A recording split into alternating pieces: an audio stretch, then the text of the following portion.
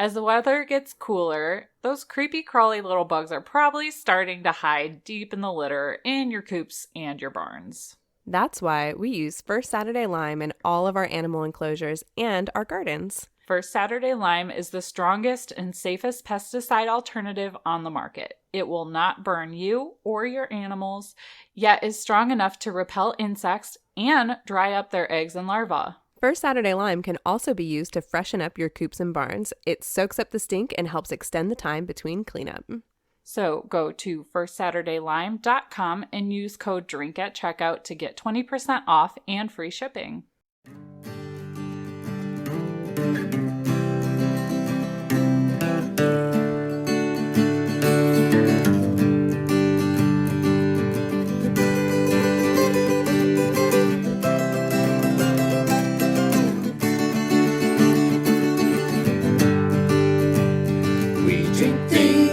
Farm things, we drink in Farm Bay.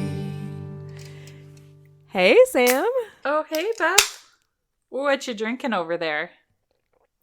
So I am being a party pooper today, and I'm drinking some coffee. But coffee is delicious, so I'm not disappointed in my choice. I just didn't think that cough medicine and a beer would mix very well. It'd be a super weird episode. Yeah. Yeah. I mean, it could be a good, thing for the Patreon outtakes, but... Right.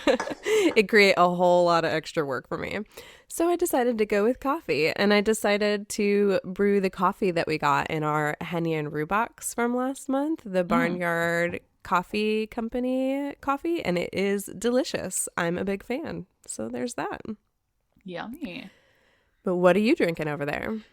So yesterday I went to my favorite place across from TSC, because TSC is probably my favorite place.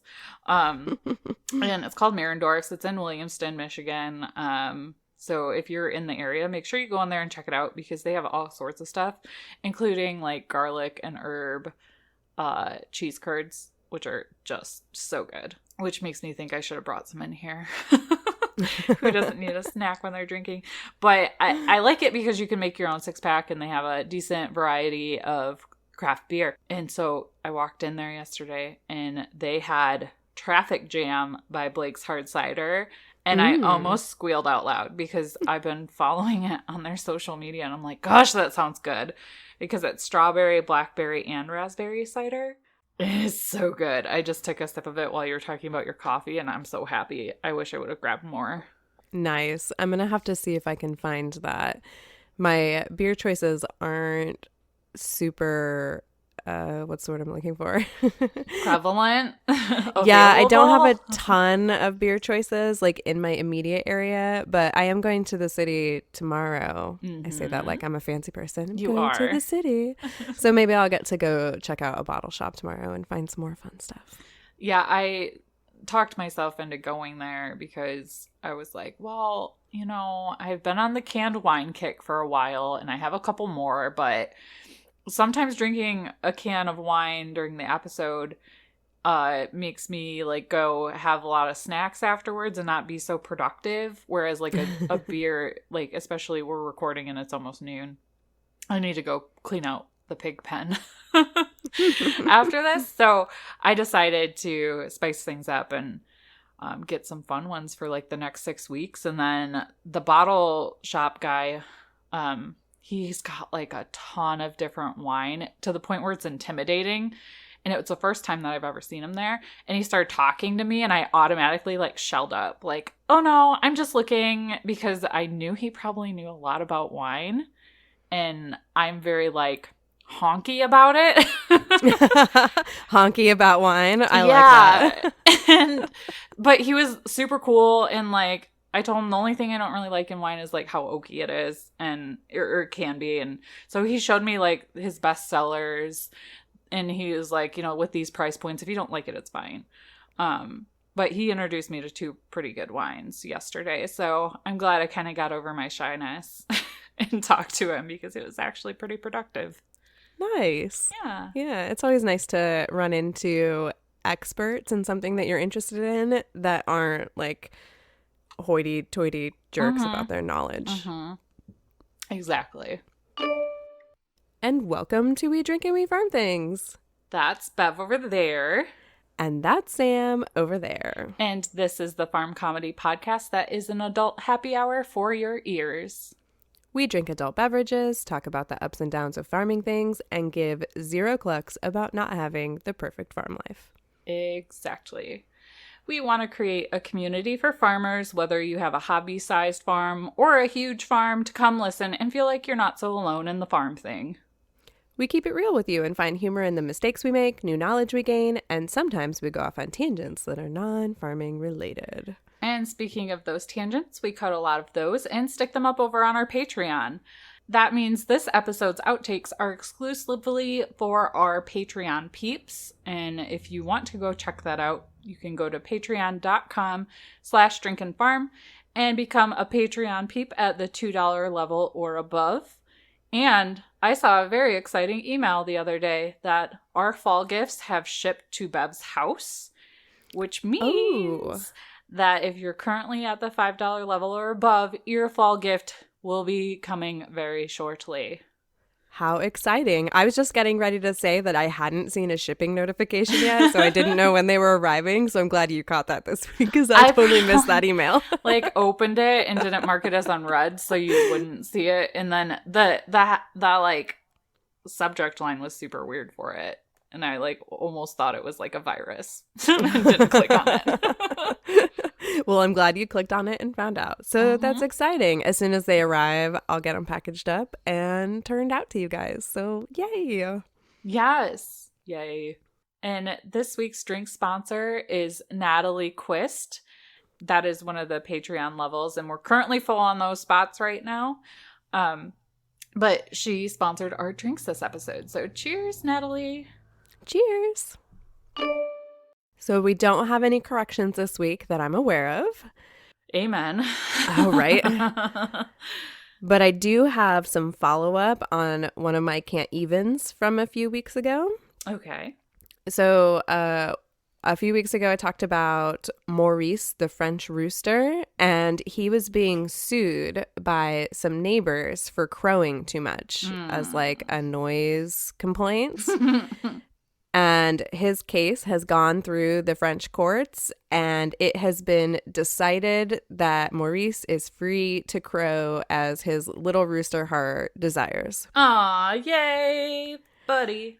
Yes, which is really exciting. And I'll just give you a little bit of backstory and read a little bit of this article about it. And I'll link to this article in the show notes. We pulled it from CNN. But it says, a French rooster named Maurice, at risk of being silenced for good, is now free to crow to his heart's content after a civil court ruled in his favor on Thursday. Maurice, who lives with his owner, Corinne Fissot, in the village of Saint-Pierre de Oloron, I'm not French, sorry, French people, on the Isle of Oloron, I'm going to butcher it again, was put on trial in July after neighbors objected to his early morning crowing. So what was really exciting about this case is that not only did they decide that the rooster was free to crow in the country, because the rooster was there first, if you remember from my can't even, but the court also ordered the neighbors that sued them to pay 1,000 euros, which is about $1,100 in damages to cover the rooster's owner's court costs in this case. And the owner was super relieved that she won this fight. And she says, I quote, "I hope that this will advance things in communes all over France and that this case will set a jurisprudence. Yeah. And why that's so important is because there's a big divide between rural and urban dwellers. And that's not just in the United States. It's clearly all over the world because this case is specifically in France. And the people who were suing the rooster weren't even full-time country dwellers. They were city people who just had a vacation home there and visited it a few times a year. So the whole thing was just kind of maddening. Because roosters are a quintessential sound of the countryside. So if you don't like the way the country smells or sounds, you probably shouldn't hang out in the country. But that's just my 2 cents. So the rooster got a whole lot of support. A bunch of people signed petitions saying, like, let more roosts crow or whatever. And he's had a lot of visitors too, which is kind of crazy. So Maurice So the rooster popular. has fans. Yeah. But I thought that was really exciting that he won his case. And since we talked about it, we should follow up on it. So there we go. Congratulations to that loudmouth rooster and his family. I'm sure that was very stressful for everyone involved. Yes, I'm sure. So I actually have a bit of follow-up today too. So about like a year and a half-ish ago, I started getting a bunch of like sick chickens on my farm, and it turns out after getting a necropsy, it was avian leukosis, and it had been kind of like a quiet around our farm for probably like 9 months almost. Like we lost a bunch last May, and then it was quiet. Then we lost a bunch in December because the dormancy period can be like 6 months. That's how long it takes for like the tumors to develop and things like that. So it had been like 9 months before we lost any chicken and knew that that's what it was, based on symptoms and behavior and things like that. So it strikes again on my farm this past week with one bird who went down rapidly, and then another bird. I caught her super early because I was being very vigilant with those chickens in the pen. And so I got some vitamins in her. She seems to be doing a lot better. She's still separated right now. But yeah, so I just wanted to say thank you if you reached out to me via Instagram, because I talked about it openly in my stories. And a lot of people said they've never heard of it before, which reminded me that I probably have a lot of new followers, and the podcast has more listeners now since we originally talked about it. So if you're interested in more detail about what avian leukosis is, how I figured out how my flock had it, and for more general information, you can check out episode 19, No Wonder My Goats Have Diarrhea, and episode 20, Knock on Wood. Because that was kind of like the before I got the results and then after I got the results, because it was between probably Merrick's and avian leukosis, which act very similarly, but it spreads very differently. So if you're interested in learning more about that, go back to those episodes. Please forgive our audio at that point. It was improving, but it's not as good as it is today. So yeah, make sure you check those out if you haven't yet. Yeah, I'm glad that you looked those up and reminded people to go watch those, because I forget that we have probably 20 times more listeners now than we did back when we recorded those older episodes. Yeah, it's crazy. So today in the bulk of the episode, you've probably seen this if you followed me on Instagram, but Hamlet has graduated to the outdoors. And I wanted to talk about this today because I've had Hamlet for about a year and a half, and I've never talked about like normal pig things in an episode. I did introduce him in episode 5, titled I Wasn't Even Drunk and I Bought a Pig, because it was St. Patrick's Day when we got him. And he's a Juliana pig, so they remain relatively small, but there's no true like teacup pig. They all get at least probably like 40-50 pounds. Ham's probably like 45. So he's a little dude, but he's pretty big. And we did have him indoors for about that whole year and a half. But he was getting bigger. He was outgrowing his indoor pen, and we had this nice indoor pen, and then we had like a dog cage within a pen for him, and that's where he would like chill out and sleep. But we started having some behavioral issues that I believe were driven by boredom and outgrowing that space. And he also did this really cute thing, which I found out is normal mini pig behavior, actually, from some of my research. And between 3 a.m. and 5 a.m. every single morning, until somebody gets up to give him attention, he would pick up his cage with his nose and slam it on the ground. Oh, joy. And it was loud.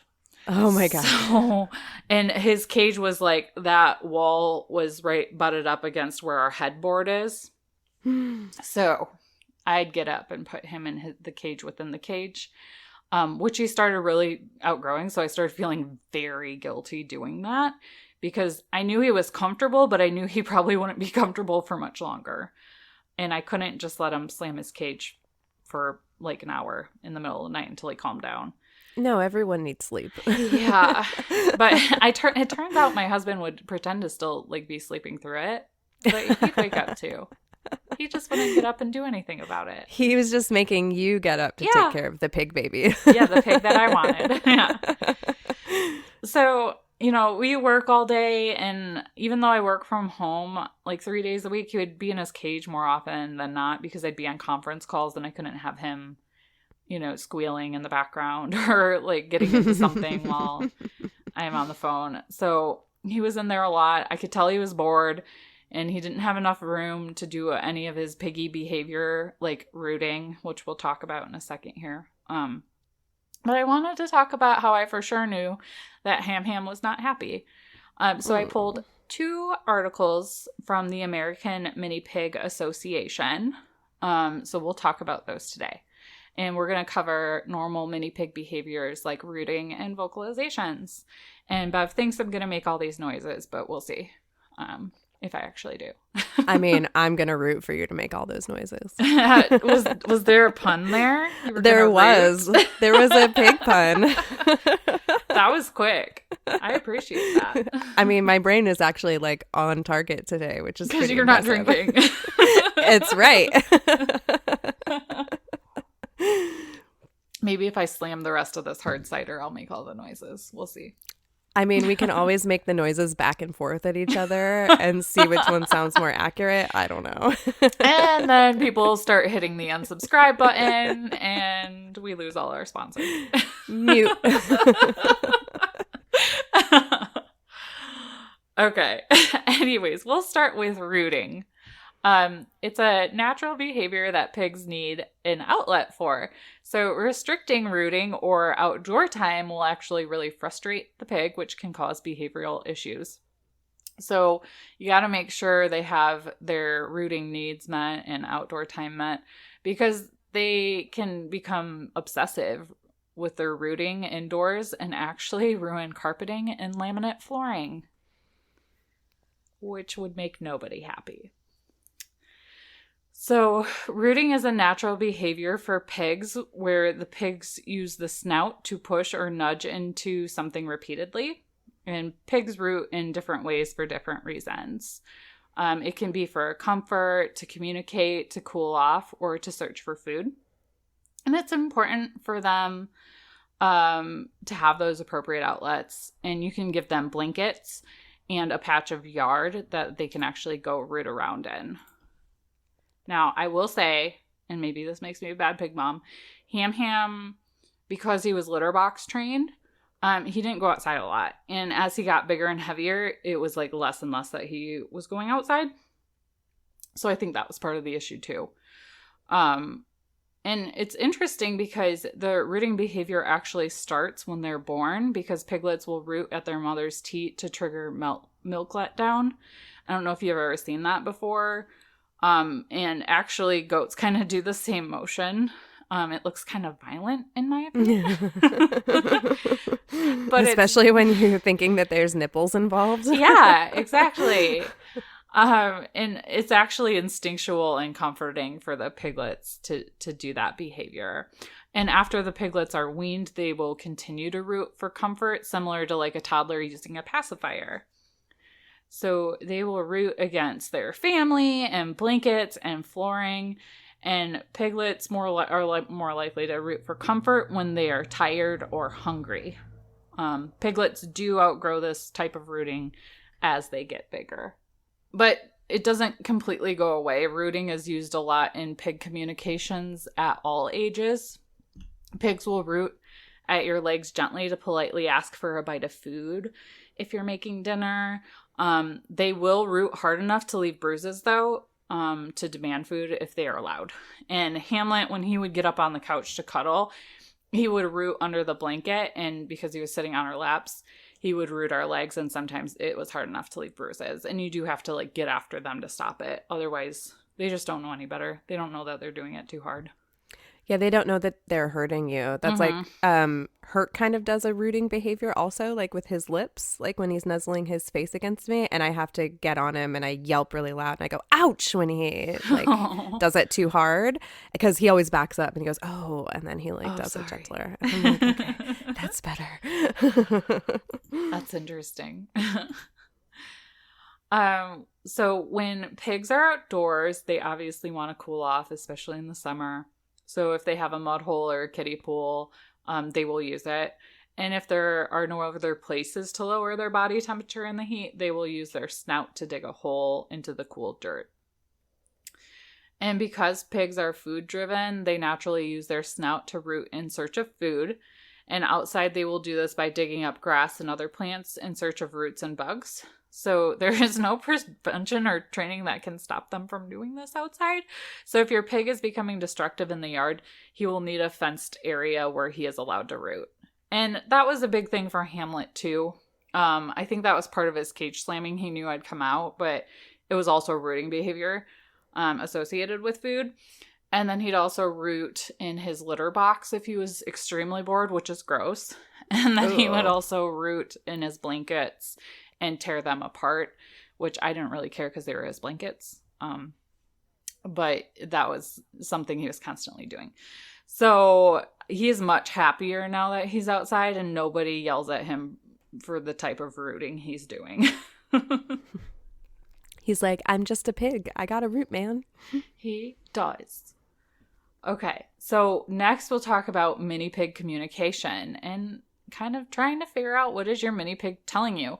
And this can translate to big pigs too. I don't think this is just mini pigs. It's just that this is from American Mini Pigs Association.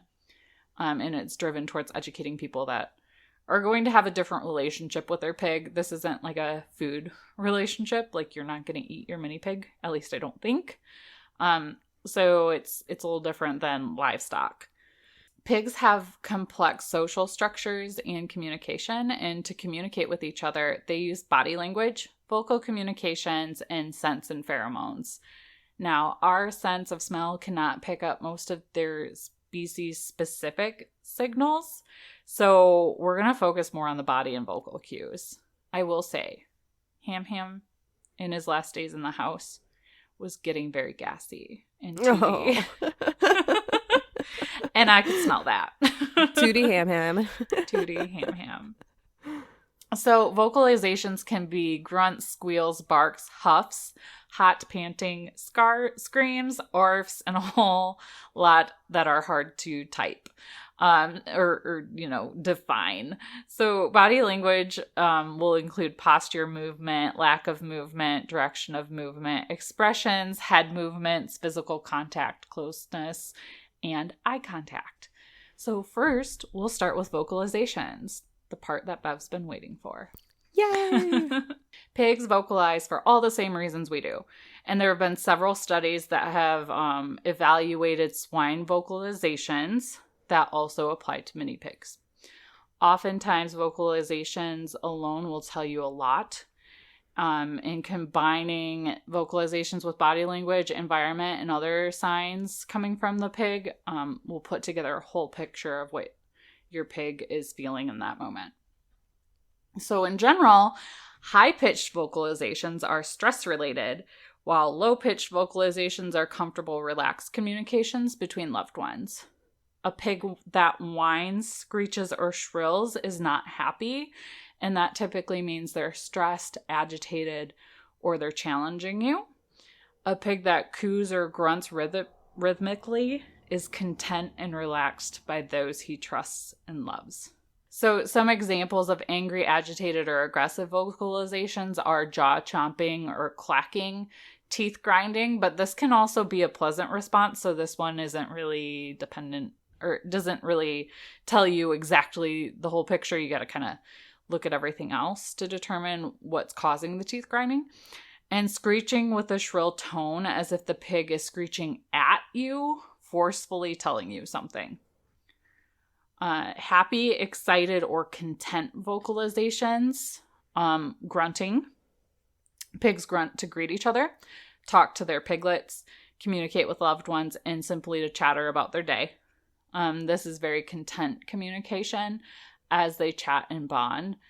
And then there's an oof, oof, ah, ah, ah. There it is. Yeah. So this greeting can sound like laughing or monkey noises, as I clearly just displayed. And this is a mellow, soft sound. It's not particularly loud. It doesn't have sharp tones or fluctuations. It's kind of a level noise.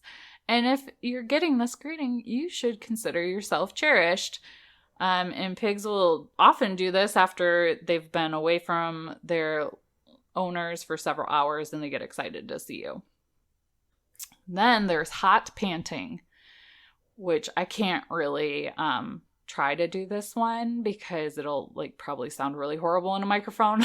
They will come close to you and or a body part like your foot and huff, huff, huff, blowing air onto you. And sometimes they even curl their lips just a little bit. And the body language with that shows a pig completely at ease and relaxed, and he trusts you and probably enjoys your companionship. And then we go back to the teeth grinding thing. So they actually grind their teeth when they're relaxing into content, but you want to pay attention to the timing and body language. Like, is it time for dinner? Is he pacing? Are his eyes darting across the room? Is he staring at his arch nemesis, which might be another pet or a person? He's not happy if he's doing some of that. And if he, is kind of getting a belly rub or snuggled up under your favorite comforter, then he's very happy with you. So yeah, Hamlet would do this quite a bit. And it did mean both. That's for sure.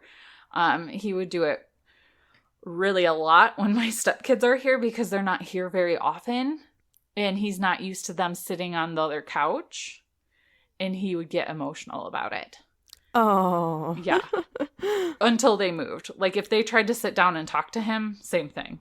He just wasn't used to them. They have stranger danger. So yeah. He'd also do some of this stuff too when our black lab would lay down next to his cage because it was too close. No, he's like, you're in my space. Get out of my bubble. Get out of here, peasant. Okay, so now we're going to go on to fear or stress vocalizations, which if you watch any vet show where there's pigs, they're screaming when they're picked up. And these have actually been recorded at decibels rivaling a jet engine. I'm not sure if that's a joke or not, but it feels legitimate. I've heard a pig scream, and it's super loud. Mm-hmm. Yeah. Yeah, it's nuts. So pigs and piglets will squeal or scream at the top of their lungs for pain or fear. So when a pig screams from fear or pain, he will also try to get away from the trigger. So his body language will tense, his movements will be quick and jerky and sporadic, like a chipmunk, which feels ridiculous for how big a pig is. And he is in extreme distress and feels like he's fighting for his life. And if given the chance, he will flee and elude capture. And you're not going to know, or you're going to know if your pig's screaming, just trust me. And the only way you can get them to stop screaming is to take away the trigger. So restraint actually often triggers a fear response in animals, like lifting them off the ground. That feels like their life's being threatened. When you place them in a bathtub, that can be very intimidating and overwhelming. And you got to think of it from like their point of view. You got to keep them calm and relaxed, slowly introduce them to new things and sensations, and give them time to process and to trust. And then they won't feel the need to scream, at least for that long. So this is really interesting. I feel like the mini pigs' behaviors are actually really similar to the donkeys. And they're both really smart. Yeah. So I wonder if their intelligence level has something to do with how they use their body language and vocalizations to communicate. It totally might. I think I've read before that like pigs have the intelligence of a 4-year-old. Oh. It might actually be smarter than dogs. Which Ham got his potty training down in like 2 days without really us having to do much of anything. So he is very smart. Yeah. And donkeys are really intelligent too. Like you tell them once or twice and they get it. As long as they Aw. understand you, they know what to expect from you. Yeah. Interesting. Another stress or fear vocalization can be a bark or an arf. And this is a quick, sharp sound that they make when they're startled or spooked, which Ham is easily startled. So I've heard the kind of sucking in noise or the noise from him. It's just very quick. And it's a similar sound that can be made when it's feeling the pig is feeling excited or playful. So again, you gotta keep an eye on the body language to get that whole picture. And then there are vocalizations of demand, which you will hear probably during like mealtime. And that can include screeching, screaming, or hollering. And this isn't necessarily aggressive or challenging, but it certainly isn't the communication of a well-behaved, well-mannered pig child, as the article puts it. Whichever Well-mannered form pig child. pig child. It's so accurate. Whichever form it takes, these vocalizations are forceful, loud, and long. So, the pig wants something and expects to get it. He will usually use his voice to convey his need, and the body language from the demanding pig is confident, tall, head and eyes forward, usually trying to make eye contact, and its head is up. He has something to say, and he wants you to hear it, and his movements are precise and organized, and he is in complete control. We definitely had this at dinner time. Hamlet would know when it was almost 5 o'clock. I'm not kidding. And that's when he'd get fed. And he would make these noises and just stare at you because his pen was like kitty corner from the couch and he could stare. And this is very different body language and behavior compared to a scared or fearful pig. So with that, now we can move on to talking about piggy body language. And there are 3 categories: dominant and challenging, submissive or compliant, fearful, anxiety, or reactive. And again, it's important to think from the pig's perspective and realize that pigs live in a tight-knit social structure within their family. So there's a leader, and that leader has earned the right to be in that position. And that leader is respected and trusted with the welfare of everyone. And if for some reason a pig believes the leader to be lacking, he or she will feel obligated to make a challenge to overtake the leader. And a weak leader is not good for the herd. It's a sign of vulnerability for the entire family and can cause stress and strain within the herd. So, for this case, we would be considered the pig's leader. And you have to be consistent and a strong, worthy leader. And if you've earned it, your pig will trust and respect you. But if your pig thinks you're full of shit, he will challenge you. Not out of spite or hate, but out of concern for his own safety or her own safety. So you always have to remember a pig lives the life of a prey animal. And at the very core of their existence, it's all about self-preservation. Whereas for us, like, we don't really have predators that we have to worry about on a day-to-day basis. So you gotta kind of take yourself out of your own headspace and think like a pig. So do you think, Bev, like that is similar to like the relationship you've been building with Herc, that whole leader thing? Yeah, it sounds exactly like that. And it was really interesting, the training that I'm doing with her, when she described like what a fair leader is to a donkey, like it totally made sense. She talks about how you shouldn't interact with your donkey or try to train your donkey when you're feeling overly emotional because he can sense it And when he senses those kinds of like, I don't want to say like, I guess emotional vulnerability is the word I want to use. It can feel uneasy to him because you're the leader. So you have to be confident, and you also have to be fair. So like when you're interacting with the donkey, or it sounds like with the mini pig, like when you're teaching something, you have to be consistent in the way that you reward or correct. And also the reward or correction needs to be in line with whatever happened, you know, like overreactions or like, you know, lots of yelling or like arms flailing around. Like those won't be interpreted as being a fair or level-minded leader to a donkey. And it sounds like to a pig also. Yeah. Well, that's really interesting. And I'm glad that this stuff can apply across species, because hopefully this can help other people. Yeah. And, you know, I was going to say, I feel like it has really helped me in communicating with the rooster also. Oh. Because Stephen Morris has really been kind of trying my patience, because it's kind of, so he's taken the fun away from hanging out with the chickens for the kids, which is like a really big disappointment because like I got them for them. Right. But I've been showing them how to talk to him when you're walking up. And he doesn't do that run thing at us anymore. Good. But I have to know where he's at, and I have to start it. Because if I like forget to look for him and he like sneaks up around a corner, he'll still like come up and try to flog me. Yeah. But like the other day, I rolled him really quickly with my foot. And then he got up and then started pecking at the ground and pretended like I wasn't there. I was like, yeah, you thought you were going to sneak up on me? Like, come on. The boot always wins, buddy. Like, I don't kick him really hard. I just like gently like pushed him away, because now that I know how to communicate with him, I'm not reacting in fear anymore like I was. But when I was reacting in fear, like it was a shit show out there.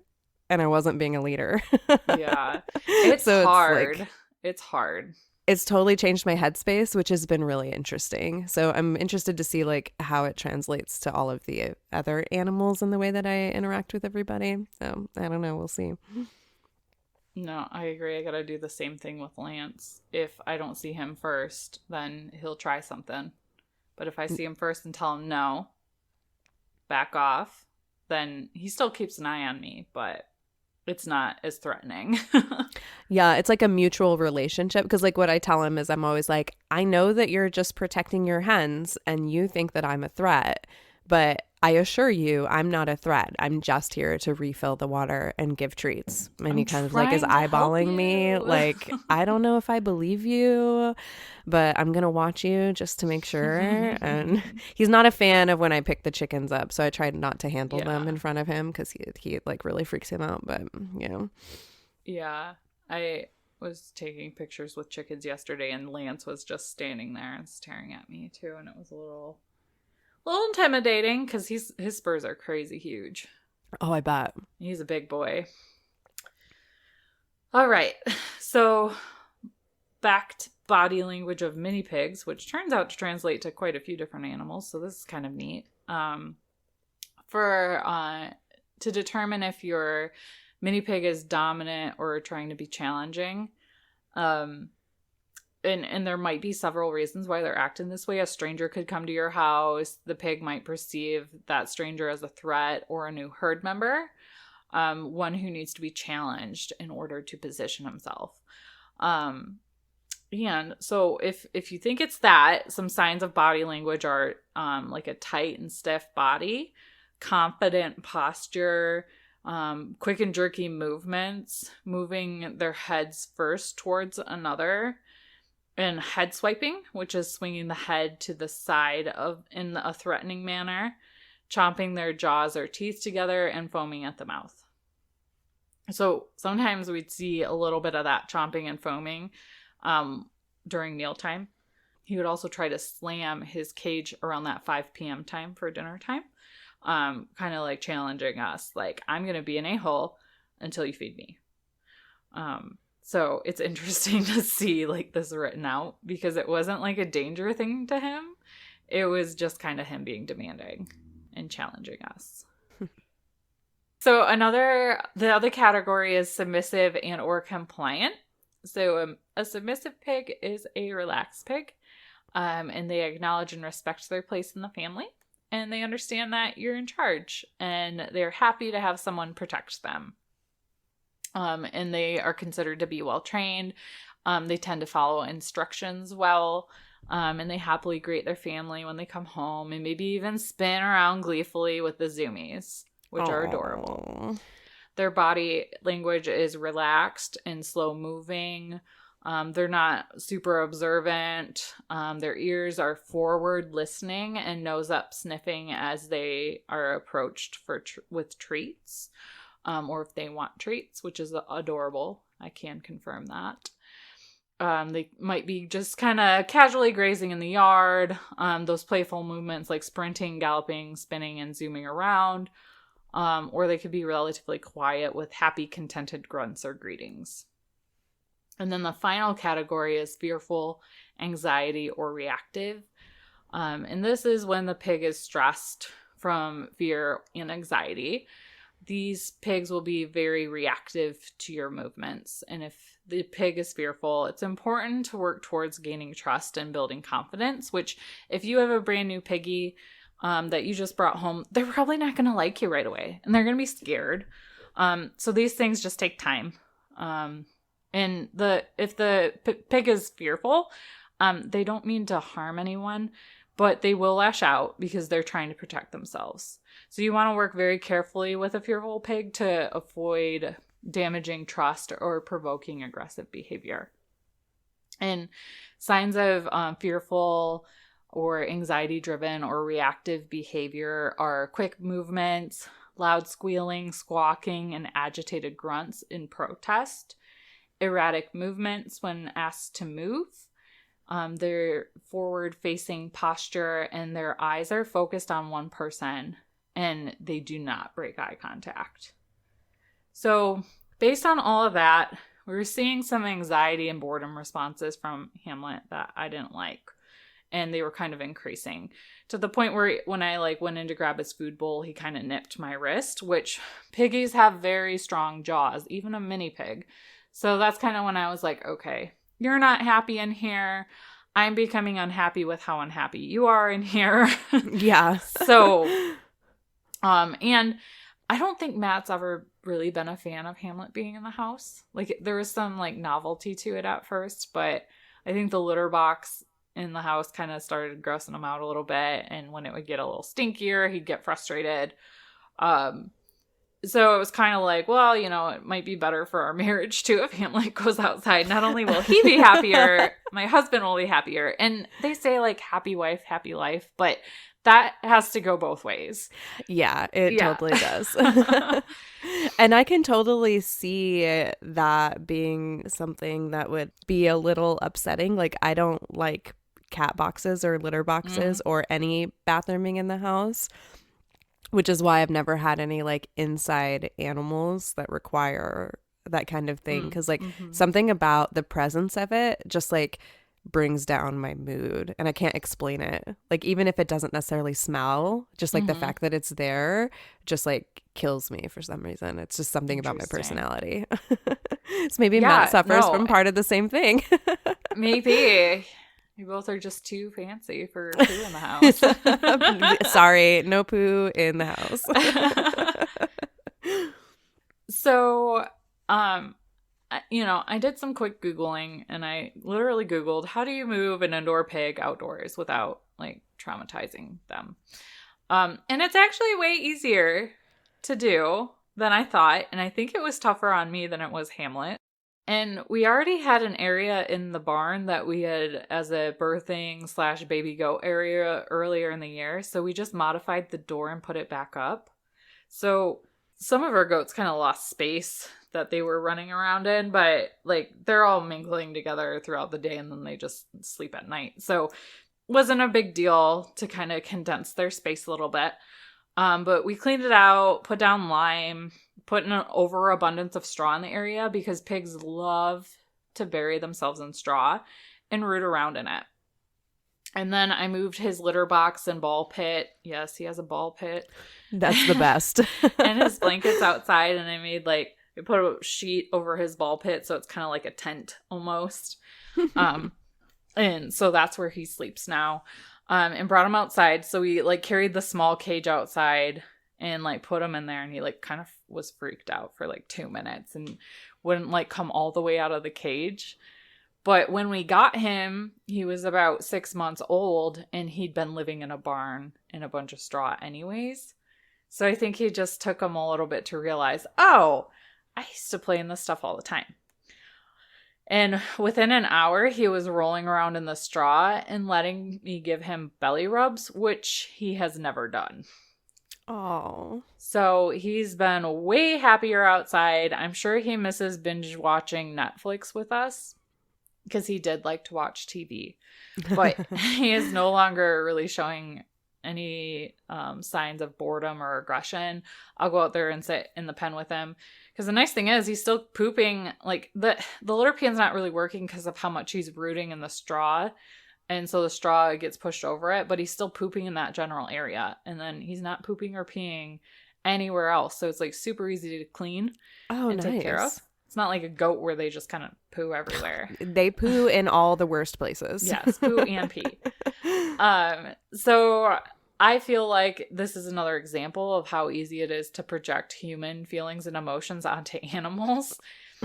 By that, I do not mean that animals don't have feelings or emotions, but that it's what makes us uncomfortable is what we tend to kind of lean towards, but it may not be the best thing for them. So I'm kind of like, well, maybe I should have moved him outside sooner, because now he's running around. He's thrilled. He's not bored. He's got stuff to do out there. It's way more space. We don't have direct access for him to go outside yet, because I wanted to get him used to just being out in the barn. And with winter coming and stuff, I'm not sure how he'll do with the temp drops, which is another reason why there's a ton of straw in there and blankets so he can bury himself. So he'll be fine, but I'm going to wait till the spring to like make his own little piggy pen outside. That way he can kind of get out of the heat and play in a pool and things like that. But he's doing perfectly fine. His skin and hair is actually looking way better out there too. Oh, awesome. Yeah. I mean, skin and hair can get like dull from stress. So, that's, I mean, I think it sounds like you made the best decision moving him out there, which is cool. Yeah. So, if you have a mini pig or thinking about getting a mini pig, just keep those things in mind and know that relationship can evolve, and it's okay to put them outside, because spoiler alert, they might be happier outside. Well, that's really cool. Thanks. I'm glad that Ham is happy now. And I just thought of something for Ham for the winter. I think he needs a puffer vest. Ooh, so that might have to become a thing. Yes. He might need one of those for sure. So now it's time for We Can't Even Corner. Yay! What do you got this week, Bev? So I can't believe that a 76-year-old woman died in Australia recently after a few pecks from a rooster. Oh my God. Oh my God. It's like everybody's worst nightmare. Yes. I mean, and I've joked before how I never want to pass out in the chicken coop because I'm positive all that will be left are bones. Yeah. Well, they're cannibalistic. They are. And so what this lady ended up dying from was a catastrophic vein injury, and she was 76. Because like when I first read it, I was like, she must have been spurred. I'm like, there's no way a rooster pecked her skin and broke it like that. But she's 76. So yeah. And like the whole thing is semi-terrifying because like I can't imagine suddenly realizing that I got pecked and that I had a wound that wouldn't stop bleeding. Yes. Oh my gosh, it's so scary. It's like every chicken keeper's worst nightmare. But there was some interesting discussion in our group because someone actually did post this in the group, but I had already chosen it as my Can't Even for the week. But they were talking about how in some like homes for older individuals, they just sometimes when they start to bleed, they don't realize that they need to put pressure on it to like stem the bleeding. Do you remember seeing that in the group? Yeah.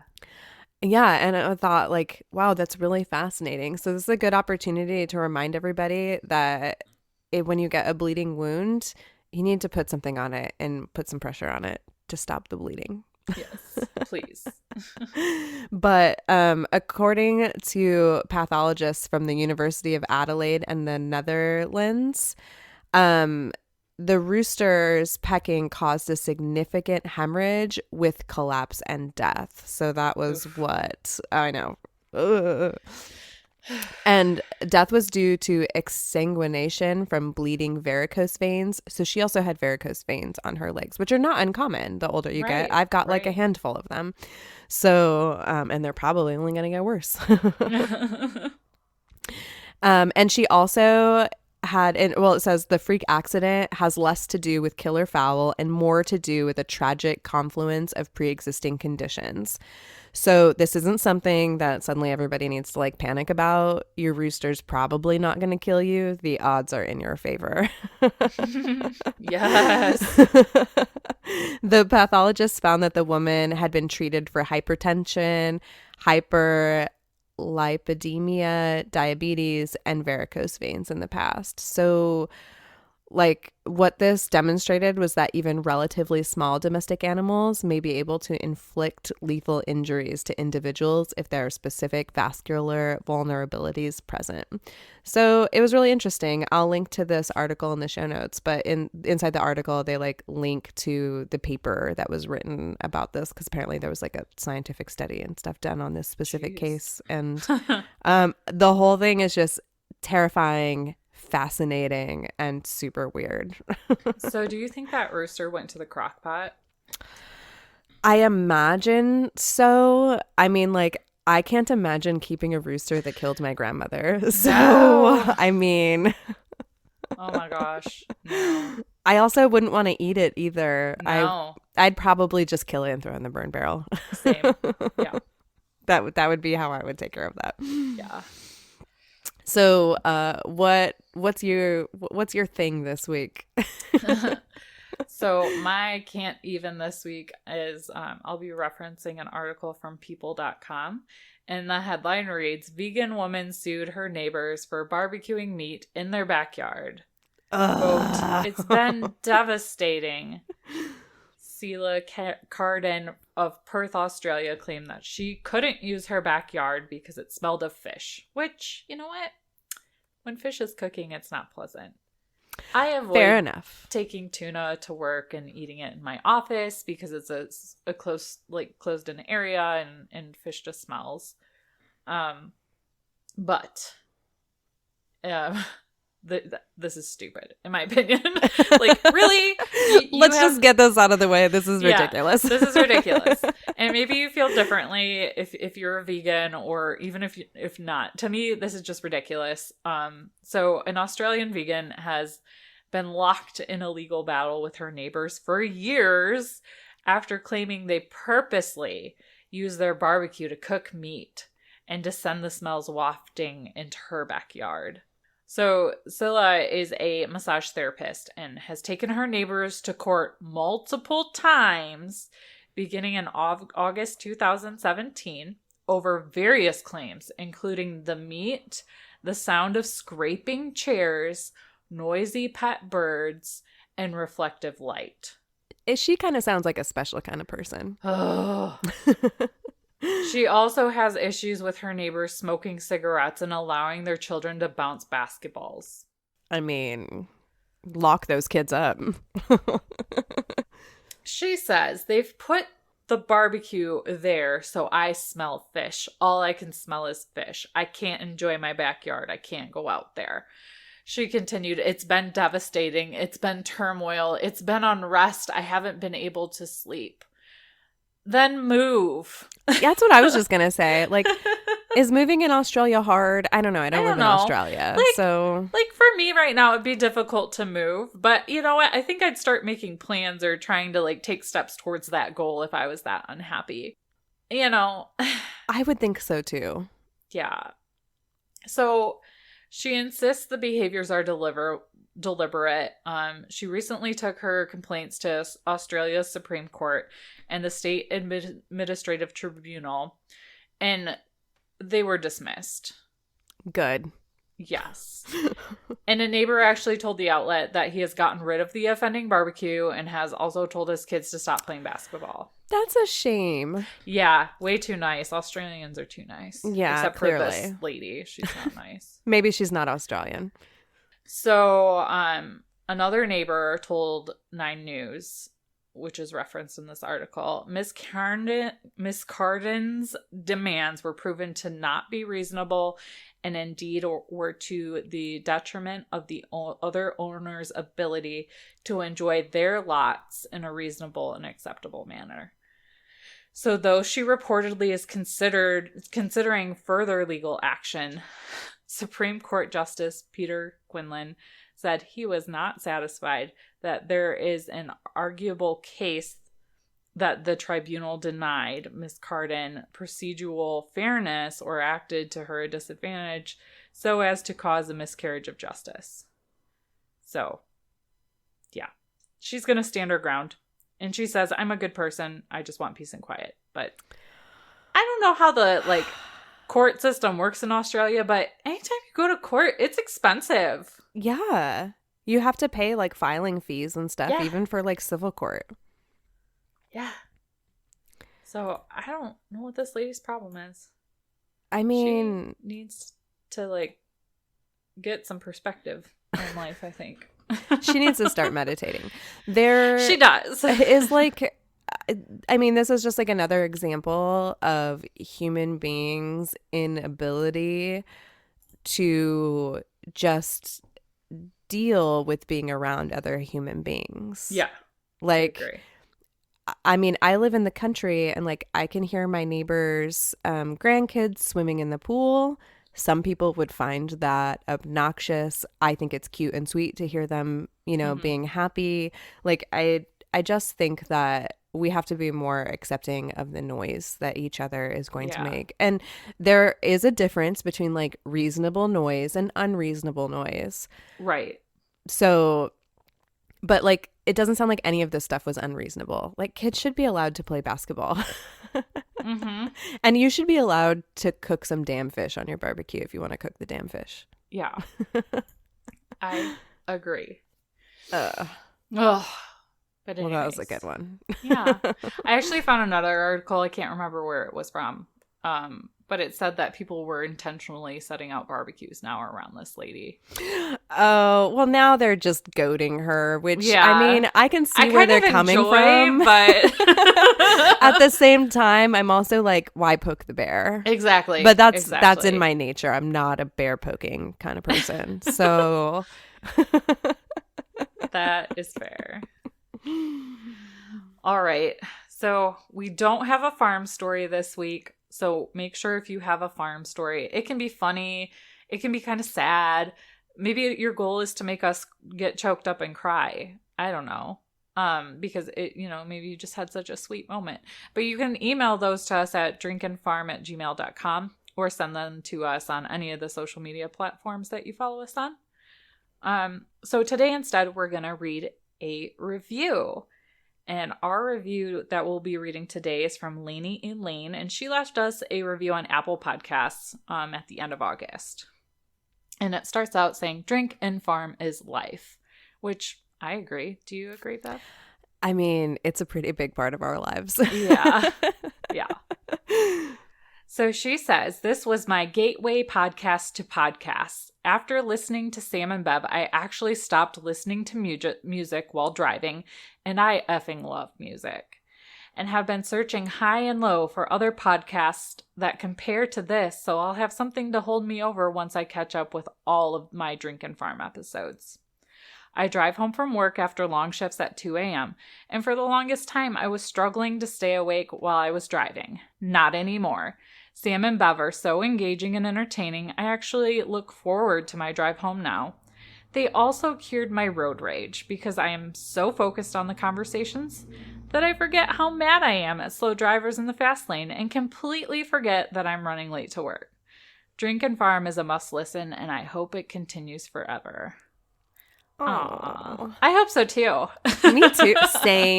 Same. So thank you, Lainey, for the extremely kind review. Like, I think it's kind of a big deal if we've cured somebody's road rage.